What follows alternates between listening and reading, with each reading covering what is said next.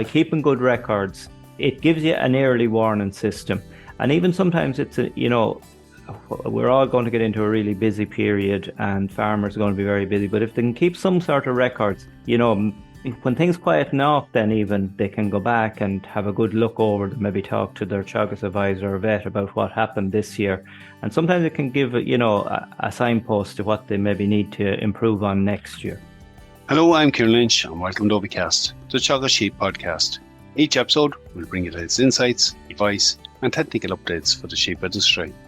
As we head into lambing, it's one of the times a year where we see a lot of flock health issues, particularly in our young flock and neonatal lambs. So in this week's episode, we're joined by Seamus Fagan from the Department of Agriculture's Regional Veterinary Lab in Athlone to discuss some of the issues he's seen. It was a follow-on from his talk at a recent sheep conference. We discussed the importance of records on farms to highlight flock health issues and help provide a better flock health history, which is particularly important in the case of abortions. We discussed the submission process to the vet labs and timeline for results. We also discussed some of the challenges Seamus has seen in the lab this spring, with a notable fluke challenge present on farms.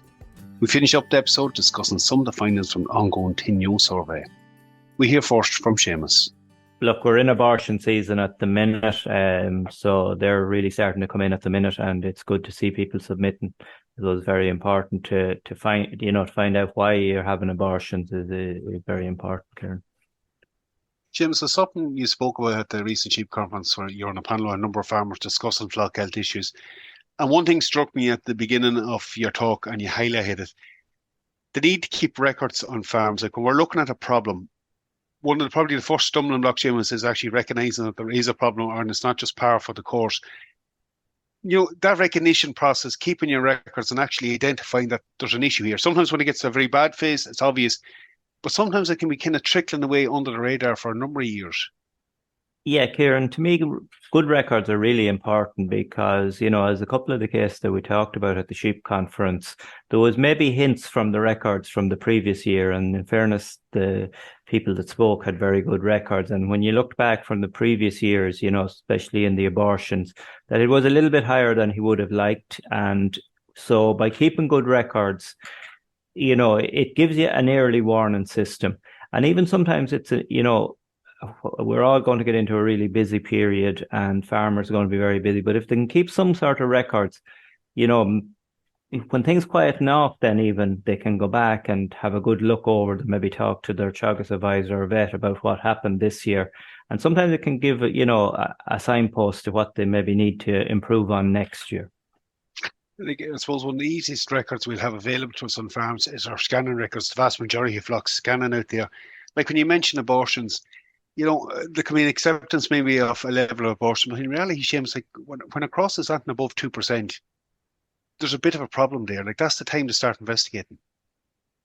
Yeah, and there's even something to be said for early on because we're all going to have a certain amount of abortions, Kieran, but often the easiest ones to submit are the ones that happen early on, because at that stage you're probably not into your lambing and busy period, so you actually have time to submit them. So while it's grand to say you can wait for 2 or 3%, and again, that's where the records come into it. How do you know you have 2%? It happens to us all that if you don't mark it down somewhere and they add up, like we often, God, I had a couple there and you forget about them and that. So that's where keeping the good records is very important.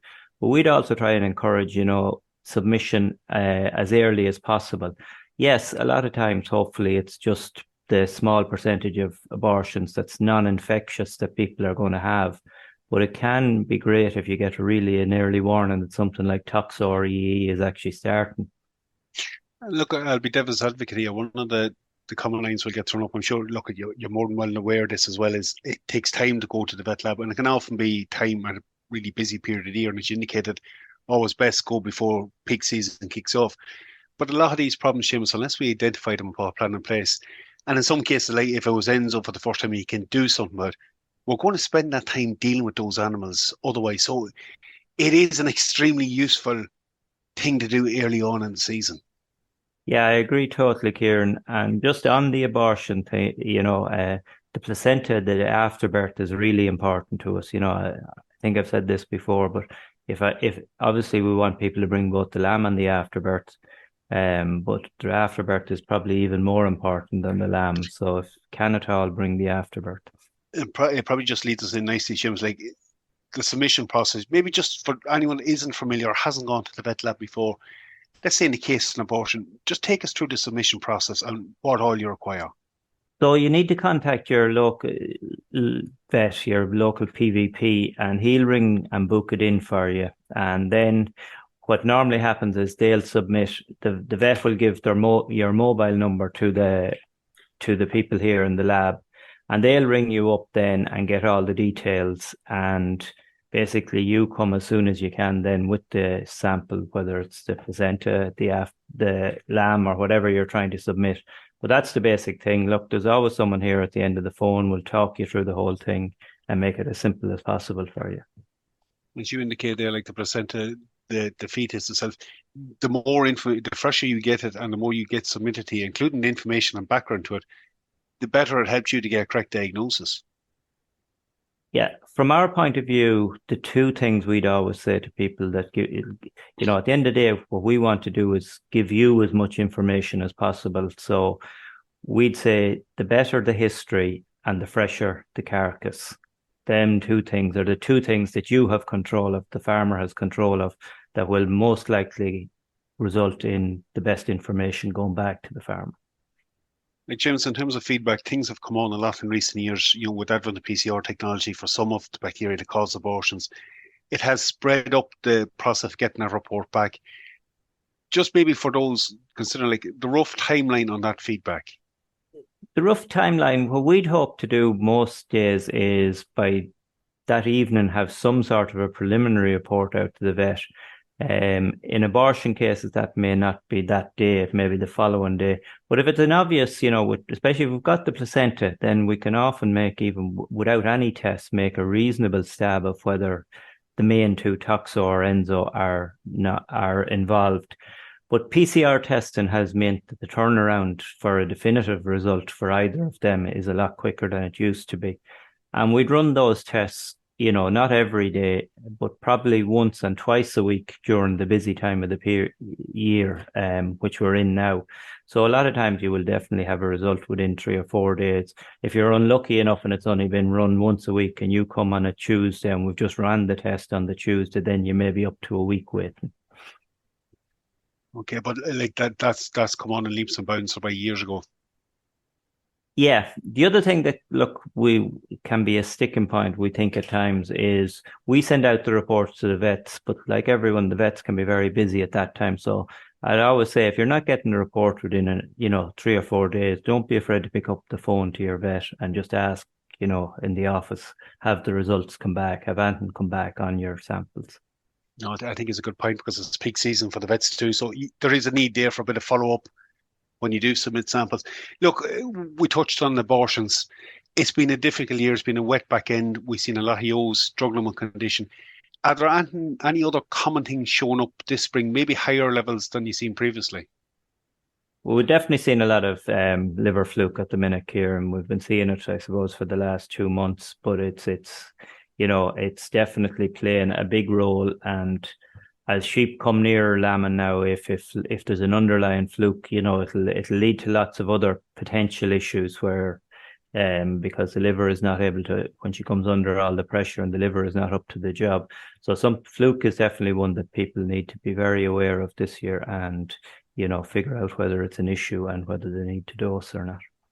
Yeah, so it's something your colleague Shane highlighted in the podcast with me before Christmas. But I suppose when we consider maybe sheep are being kept out a bit longer this year due to straw shortages, we could probably have took our eye off the ball a little bit with that one.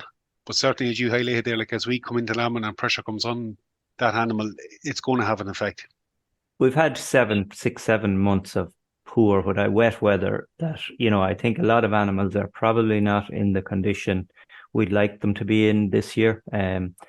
Animals just don't like the wet. Once they're dry, they don't mind the cold, but wet weather, they tend to not thrive as well. So I would think, potentially lads need to be very aware of body condition, and proper feeding, even if it costs a few quid extra, that go through their flock at the minute, and body condition score, pen accordingly to, not just to when they're lambing and the number of lambs they're carrying, but also body condition score. So you might have some doubles that are a bit low in body condition, maybe throw them in with the triplets. And you mentioned straw being an issue again. It's trying to keep everything as clean and dry as possible is going to be a big problem this year, but it'll be a false economy to try and save a few pounds on straw. I think it's a point well made. Like you highlighted a couple of key areas to focus on there. Look, I'll not hold you much longer because I know you're busy. In terms of the longer thing, you've been running the tenure survey over the past year, and it's something we see, Seamus, from year to year, that kind of more chronic wasting away in sheep.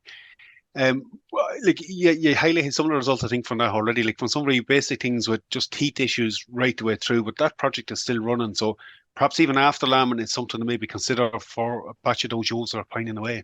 There's probably a cohort of ewes as well, maybe that didn't go and lamb that lads are looking at, and if they're not fattening up and they're not putting on condition, they may be suitable to submit. But also, as you say, after lambing, there may be a cohort.